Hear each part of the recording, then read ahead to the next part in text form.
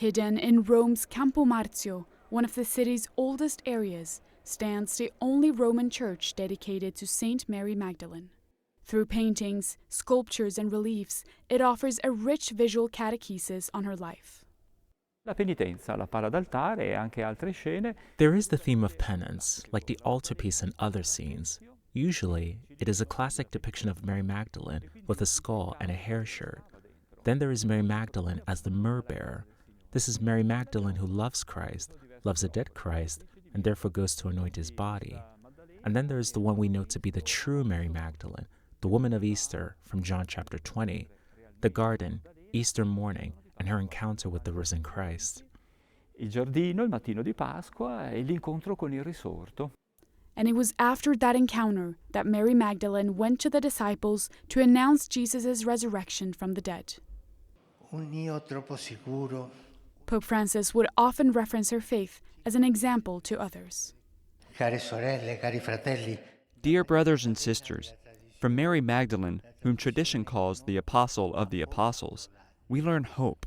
One enters the new world by converting more than once. Convertendosi più di una volta.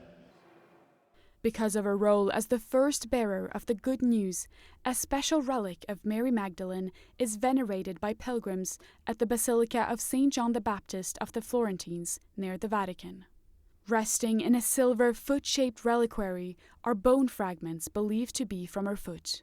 Beside the relic, a plaque reads, "The first foot to step inside the risen Christ's tomb." Nel Vangelo il piede rappresenta una dinamica vocazionale.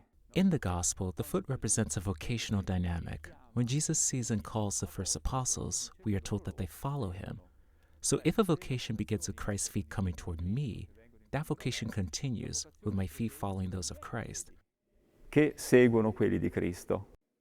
A decade after Pope Francis elevated her memorial to the rank of a feast in 2016, the Church continues to draw attention to her powerful witness. She inspires women throughout the Church, including those serving at its heart in the Vatican. This is an extraordinary thing because at the time of our Lord, a women's testimony couldn't hold up in court.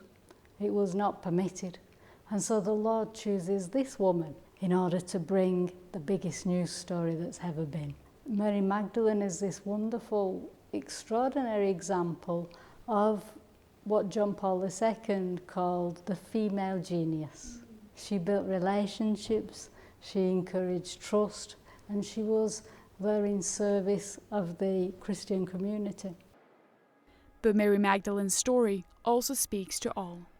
La Maddalena ripercorre. Mary Magdalene embodies feelings, emotions, experiences, and events that each of us can encounter in our own lives. The experience of sin, the need for rebirth, the awareness of evil, the need for grace, the chance to begin again, and the need for hope. La necessità di una chance, di una speranza. In Rome, Bénédicte Cedergren for EWTN News Nightly.